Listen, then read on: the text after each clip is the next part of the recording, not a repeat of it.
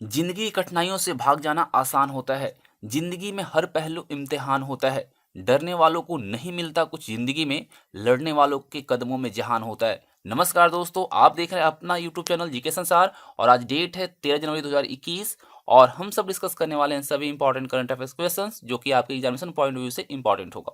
तो अगर आप हमारे चैनल पर पहली बार विजिट कर रहे हैं तो चैनल को सब्सक्राइब करने के साथ बेल आइकन को प्रेस कर लीजिएगा, जिससे सभी नई वीडियो की नोटिफिकेशन आप तक पहुंच सकेगी। और पीडीएफ के लिए टेलीग्राम चैनल को ज्वाइन कीजिएगा, जहां से आप सारे पीडीएफ को डाउनलोड कर सकते हैं। तो लिंक आपको नीचे डिस्क्रिप्शन बॉक्स में दिया गया। तो चलिए सबसे पहले ऑनलाइन क्वेश्चंस को देखते हैं। स्टार फुटबॉलर क्रिस्टियानो रोनाल्डो ने फुटबॉल इतिहास में सबसे ज्यादा गोल करने के मामले में किस पूर्व खिलाड़ी की बराबरी कर ली है? तो है जोसेफ बिकान। और कितने गोल किए हैं वो आपको कमेंट करके बताना है। किस देश की सरकार ने हाल ही में कोविड-19 से मुकाबला करने के लिए भारत को 2113 करोड़ रुपए की ऋण सहायता प्रदान करने की घोषणा की है? तो है जापान। जापान जो है हमारे देश को 2113 करोड़ रुपए का ऋण दे रहा है और वो कोविड-19 से लड़ने के लिए दे रहा है। किस केंद्रीय मंत्री ने कोयला खदानों के संचालन के लिए सिंगल विंडो क्लियरेंस सिस्टम की शुरुआत की है? तो वह किया गया है गृह मंत्री अमित शाह के द्वारा। केंद्रीय वित्त मंत्रालय द्वारा निर्धारित शहरी स्थानीय निकायों में सुधार को लागू करने के मामले में आंध्र प्रदेश और मध्य प्रदेश के बाद जो तीसरा राज्य बन गया है वो है तेलंगाना। ठीक है, चलिए। भारतीय रिजर्व बैंक यानी आरबीआई ने हाल ही में किस बैंक का लाइसेंस रद्द कर दिया है? तो महाराष्ट्र का बैंक है बसंत दादा नगरी सहकारी बैंक। अमेरिका के नवनिर्वाचित राष्ट्रपति जो बाइडेन ने सीआईए का निदेशक किसे नियुक्त किया है? तो किया है विलियम वंस को। याद रखिएगा, नवनिर्वाचित राष्ट्रपति जो है अमेरिका के जो बाइडेन, और इनके द्वारा सीआईए का जो निदेशक नियुक्त किया गया है विलियम वंस को किया गया है। और जो बाइडेन है नवनिर्वाचित राष्ट्रपति, ये 20 जनवरी को ओथ लेंगे। राष्ट्रीय युवा दिवस कब मनाया जाता है? 12 जनवरी को। Bureau of police research and development की रिपोर्ट के मुताबिक वर्तमान में देश भर में पुलिस बल में जितने प्रतिशत महिलाएं हैं उनकी संख्या है 10.3%। ठीक है, चलिए अब बढ़ते हैं एमसीक्यू की तरफ और देखते हैं इंपॉर्टेंट क्वेश्चंस को। तो देखिए सबसे पहले क्वेश्चन आता है कि नेशनल यूथ डे हर साल किस तिथि को मनाया जाता है, यानी कि कब मनाया जाता है हर साल? तो ये मनाया जाता है 12 जनवरी को। ठीक है, हर साल 12 जनवरी को देश भर में नेशनल यूथ डे मनाया जाता है और इस दिन को स्वामी विवेकानंद जयंती के रूप में जाना जाता है, क्योंकि स्वामी विवेकानंद का जो जन्म है इसी दिन हुआ था। और यह दिन जो है हर साल स्वामी विवेकानंद के आदर्श और विचारों को सम्मानित करने के लिए मनाया जाता है। भारत सरकार के द्वारा 1984 से हर साल 12 जनवरी यानी कि स्वामी विवेकानंद की जयंती को देश भर में राष्ट्रीय युवा दिवस के रूप में मनाने की घोषणा की गई थी। स्वामी विवेकानंद जो थे राष्ट्र निर्माण की प्रक्रिया में युवाओं के महत्व के बारे में बहुत वोकल थे और किसी भी देश का जो भविष्य होता है उस देश का युवाओं पर निर्भर होता है, क्योंकि उनका विकास में बहुत बड़ा योगदान होता है। ठीक है, और अगर हम बात करें 12 जनवरी की और, तो 12 जनवरी को नेशनल फार्मासिस्ट डे भी मनाया जाता है और यह एक वार्षिक उत्सव है जो हर साल 12 जनवरी को मनाया जाता है। चिकित्सा क्षेत्र में फार्मासिस्ट जो है उनके काम को सम्मानित करना और स्वीकार करना वास्तव में बहुत ही महत्वपूर्ण है। और फार्मासिस्ट वे होते हैं जो डॉक्टर की निर्धारित दवाओं के साथ रोगियों की सहायता करते हैं और ये पेशेवर, अत्यधिक जानकार और ज़्यादातर स्वास्थ्य सेवा टीम में उपलब्ध हैं।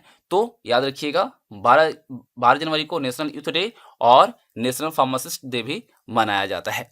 आगे देखते हैं, अगला क्वेश्चन है NCABES इंडिया फोरम 2021 में सम्मिलित देशों की संख्या कितनी है? तो उसकी संख्या है 5।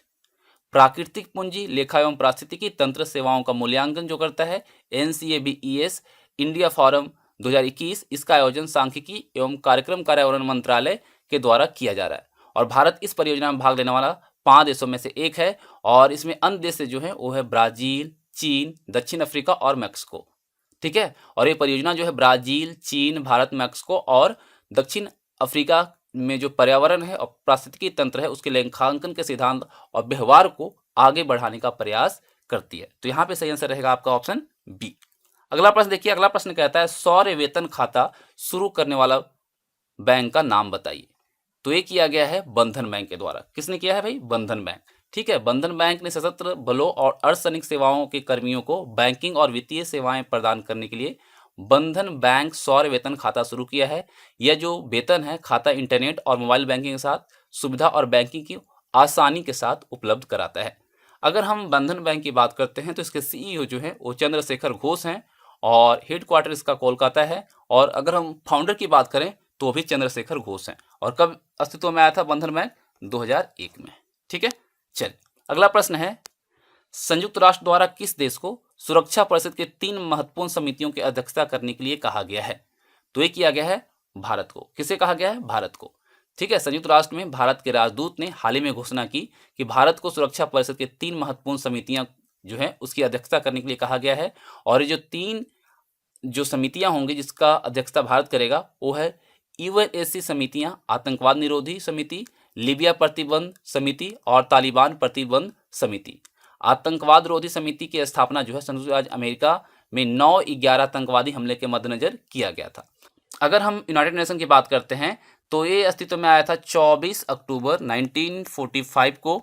और अगर इसका हेड क्वार्टर की हम बात करते हैं तो न्यूयॉर्क में है। और आपको पता है कि न्यूयॉर्क जो है अमेरिका का सबसे बड़ा शहर है और सेक्रेटरी जनरल जो है वो है एंटोनियो गुटेरेस।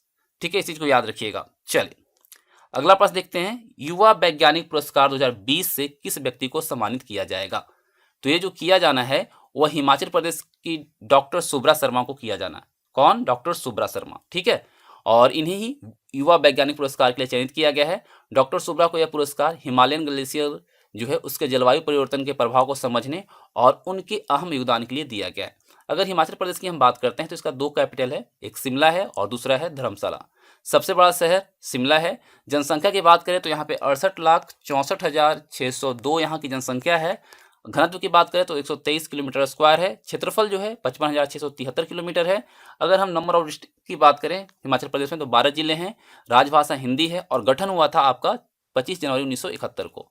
अब हम बात करते हैं जो इंपॉर्टेंट है आपकी एग्जामिनेशन पॉइंट ऑफ व्यू से तो है राज्यपाल। राज्यपाल है बंडारू दत्तात्रेय और मुख्यमंत्री है जयराम ठाकुर। और अगर हम यहाँ पे सीटों की संख्या की बात करते हैं तो विधानसभा की सीटें 68 है, यहाँ पे लोकसभा की सीटें 4 है और राज्यसभा की सीटें यहाँ पे 3 है। ठीक है, चलिए अगला प्रश्न देखिए, किस राज्य सरकार ने अमरेली जिले में एक नया बागसारा प्रांत बनाने का फैसला किया है? तो ये जो किया गया है गुजरात के द्वारा किया गया है। तो यहाँ पे सही आंसर ऑप्शन आपका डी रहेगा। गुजरात के मुख्यमंत्री ने अमरेली जिले में एक नया बागसारा प्रांत बनाने का फैसला किया है और ये जो नवनिर्मित बागसारा प्रांत होगा वो 26 जनवरी को प्रभावी होगा, जिसमें बागसारा और वाडिया तालुका शामिल है। कुछ क्षेत्र ऐतिहासिक क्षेत्रों के कुछ हिस्सों के लिए पारंपरिक नाम है, जैसे कि गुजरात में सौराष्ट्र, प्रायद्वीप पर काठियावाड़, ये सभी जो है मूल 10 क्षेत्र हैं। अगर हम गुजरात की बात करते हैं तो कैपिटल यहाँ का है गांधीनगर और सबसे बड़ा शहर है अहमदाबाद। अगर हम जनसंख्या की बात करें तो 6,04,39,692 यहाँ का जनसंख्या है 2011 सेंसस के अकॉर्डिंग। और अगर हम डेंसिटी की बात करें तो 308 किलोमीटर स्क्वायर है। और क्षेत्रफल अगर हम देखते हैं तो क्षेत्रफल है 1,96,024। ठीक है, और यहाँ पे नंबर ऑफ डिस्ट्रिक्ट हैं 33। राजभाषा है गुजराती और इसका गठन हुआ था 1 मई 1960 को। अब हम बात करते हैं राज्यपाल की। तो यहाँ पे वर्तमान में जो राज्यपाल हैं वो आचार्य देवव्रत हैं और मुख्यमंत्री हैं विजय रूपानी। यहाँ पे विधानमंडल जो है एक सदनीय है, यानी कि सिर्फ विधानसभा है और उसकी संख्या है 182। ठीक है, और वहीं अगर हम राज्यसभा की बात करें तो 11 सीटें यहाँ पे और लोकसभा की सीटें यहाँ पे 26 है।